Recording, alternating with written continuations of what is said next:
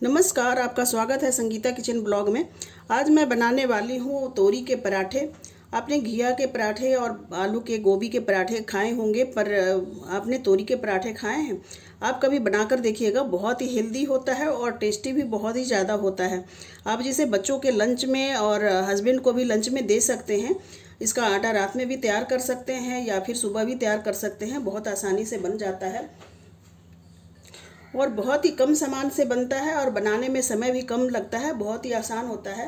Video आपको अच्छी लगेगी और हमारे चैनल पे नए हैं तो आप सब्सक्राइब कर दीजिएगा, लाइक कमेंट भी कर दीजिएगा। आप कहाँ से देख रहे हैं आप कमेंट में बताइएगा। फिर चलिए चलते हैं आगे, क्या क्या लेना है इसके लिए और कैसे बनाते हैं। ये देखिए, यहाँ पर मैंने 2 तोरी लिया हुआ है। ये हमारे किचन गार्डन का तोरी है, बिल्कुल घर का है और बिल्कुल फ्रेश है। तो इसे पहले ऊपर नीचे से काट लेंगे। देखिए बिल्कुल फ्रेश है, फूल वगैरह लगा हुआ है इसमें।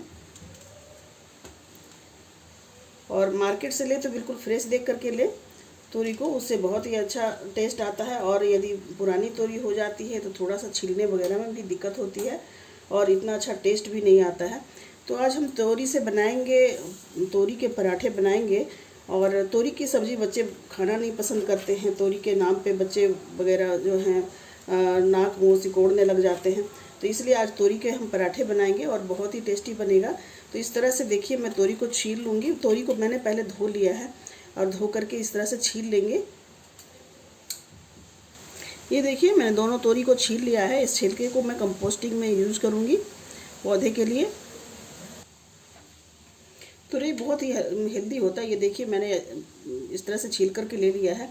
अब इसे ग्रेटर से ग्रेट कर लेंगे।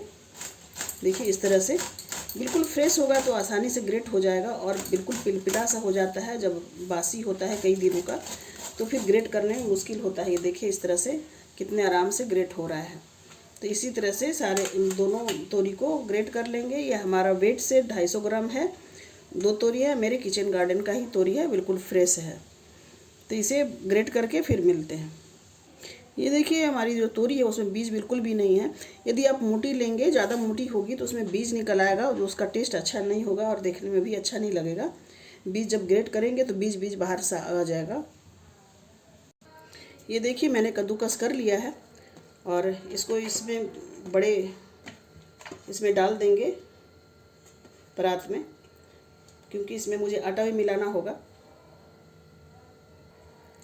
अब मीडियम आकार का एक प्याज है जो बारीक कटा हुआ है। ये देखिए इस तरह से इसे डाल देंगे। आप चाहें तो इसको चॉपर से और भी बारीक कर सकते हैं। यहाँ पे मैंने 3 हरी मिर्च लिया है, उसको बारीक बारीक काट लिया है। यदि आप हरी मिर्च नहीं खाते हैं तो आप इसको स्किप कर सकते हैं, या कम खाते हैं तो कम डाल सकते हैं, ज़्यादा खाते हैं तो इसे बढ़ा भी सकते हैं। 1 छोटी चम्मच धनिया पाउडर डाल देंगे। 1 चम्मच कश्मीरी मिर्च पाउडर है, ये तीखा नहीं होता है, कलर के लिए होता है, तो इसे डाल देंगे। 1 चम्मच चाट मसाला डाल देंगे। ये कस्तूरी मेथी है, इसे क्रश करके डाल देंगे। इसके हमने थोड़ा सा गर्म कर लिया है। ये देखिए इस तरह से क्रश करके डाल देंगे, इससे बहुत ही अच्छा टेस्ट आएगा। यहाँ पर 1 कप गेहूं का आटा डाल देंगे। आधी कप आटा और डाल देंगे, ये गेहूं का ही आटा है। यहाँ पर 1 से 2 चम्मच बेसन डाल देंगे, इससे टेस्ट बहुत ही अच्छा आएगा। यदि आपके पास बेसन नहीं है तो आप चावल का आटा भी डाल सकते हैं। यहाँ पर स्वाद अनुसार नमक डाल देंगे। 1 चम्मच इसमें तेल डाल देंगे, आप चाहें तो घी भी डाल सकते हैं, इससे बहुत अच्छा कुरकुरी सा बनेगा। ये देखिए, काली वाली तिल है, यहाँ पर हम 1 चम्मच काली वाली तिल डाल देंगे। तिल में काफ़ी कैल्शियम होता है और ये काली वाली तिल है तो देखने में भी काफ़ी अच्छा लगेगा। यहाँ पर देखिए अजवाइन है, ये इसे थोड़ा सा क्रश करके हाथों से और डाल देंगे। डाइजेशन के लिए बहुत ही अच्छा रहता है। और इसमें डाल देंगे आधी छोटी चम्मच गरम मसाला पाउडर, इससे बहुत ही अच्छा टेस्ट आएगा। अब इन सबको हाथों से मिक्स कर देंगे, क्योंकि तोरी में बहुत ही ज़्यादा पानी होता है, हमें पानी डालने की ज़रूरत नहीं पड़ेगी। इसी से आटा बन करके तैयार हो जाएगा। हम आटा को टाइट ही लगाएंगे, क्योंकि थोड़ी देर बाद ये नरम हो जाएगा बिल्कुल, क्योंकि जो तोरी है उसमें से और जूस निकलेगा तो ये बिल्कुल ये हो जाएगा, नरम हो जाएगा।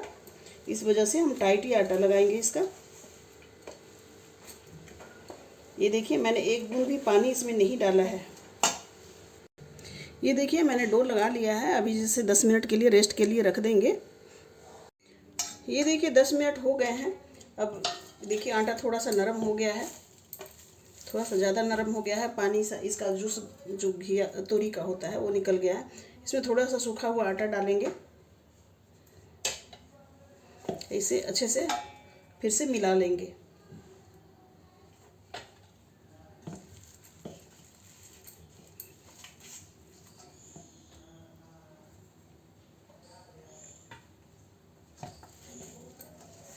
घिया में बहुत ज़्यादा आयरन होता है और काफ़ी सारे विटामिन्स मिनरल्स होते हैं, बहुत ही ज़्यादा फायदेमंद होते हैं। तो इस तरह से पराठे के साथ घिया को बच्चे या बड़े कोई भी खा लेते हैं।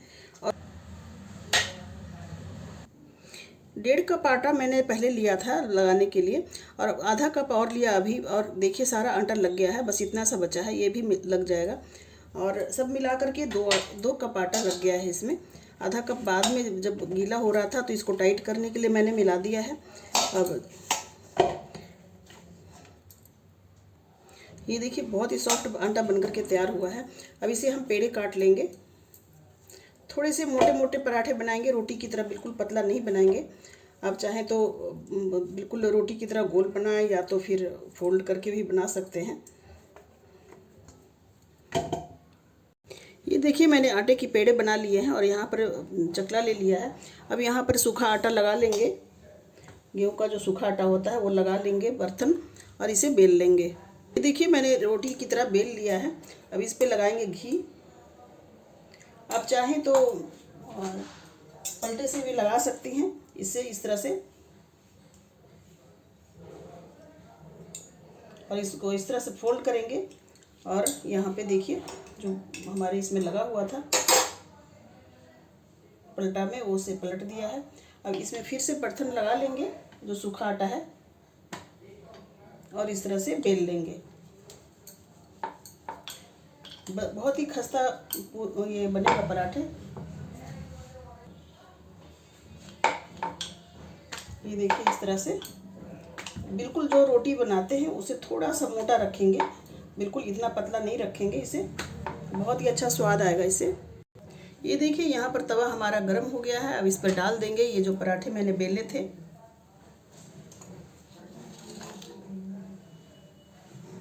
अब देखिए दूसरी लोई ले ली है, उसी तरह से इसे भी बेल देंगे। ये देखिए दूसरा भी मैंने बेल लिया है। इसके ऊपर डालेंगे घी और पलटे से इस तरह से इसे भी फैला देंगे। आप चाहें तो इस घी की जगह पे तेल भी ले सकते हैं। बिल्कुल फोल्ड किए हुए बिना कोई डिजाइन का गोल रोटी की तरह भी बना सकते हैं इसके पराठे, वैसा भी बन सकता है।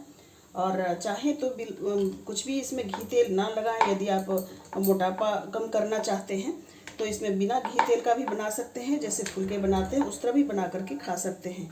वेट कम करने में भी सहायक होता है और बहुत ही ज़्यादा हेल्दी होता है। ये देखिए पराठे में चित्तियाँ अच्छे से पड़ गई है और बिल्कुल तैयार हो गया है। अब इसे ये देखिए कितना अच्छा कलर आया है इसका। दूसरी तरफ भी बहुत ही अच्छा कलर आया है। ये देखिए पास से दिखा रही हूँ। दूसरे वाले पराठे भी उसी तरह से सेक लेंगे। ये देखिए दूसरे वाले भी तैयार हो गए हैं। ये देखिए फिर से तैयार हो गया है ये पराठे। ये देखिए हमारा लास्ट पराठा भी तैयार हो गया है। ये देखिए गर्मा गर्म पराठे हमारे बनकर के तैयार हो गए हैं। आप इस तरह से बच्चों को लंच में दे सकते हैं या तो फिर हस्बैंड को दे सकते हैं लंच में, बहुत ही टेस्टी लगेगा। इसे हम काट देते हैं इस तरह से।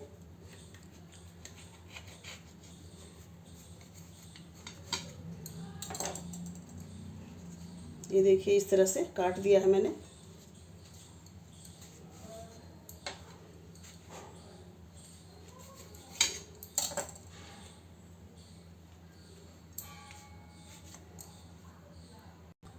ये देखिए कितना अच्छा बना है। ये देखिए इसके सारे परत खुल जाएंगे, आप आराम से खोलेंगे तो सारे परत खुल जाएंगे और टेस्टी भी उतनी ही है। देखिए एक एक इसमें से तोरी जो है नज़र आ रहा है और देखने में भी बहुत अच्छा लग रहा है, खाने में भी बहुत ही ज़्यादा टेस्टी है। वैसे तो इस पराठे को किसी भी चीज़ की ज़रूरत नहीं है, इतना अच्छा चटपटा बना है, किसी भी चीज़ की ज़रूरत नहीं है, पर हम इसे रायता के साथ खाएंगे। मैंने इस रायते में नमक मिला दिया है और जीरा पाउडर मिला दिया है, भुना हुआ जीरा पाउडर।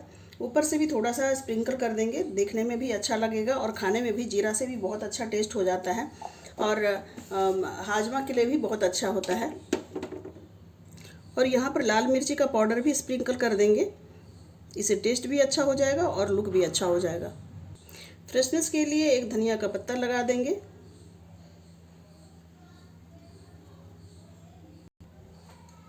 यदि हमारी वीडियो आपको अच्छी लगती है तो लाइक कीजिए, सब्सक्राइब कीजिए। फिर मिलते हैं अगली वीडियो में। नमस्कार।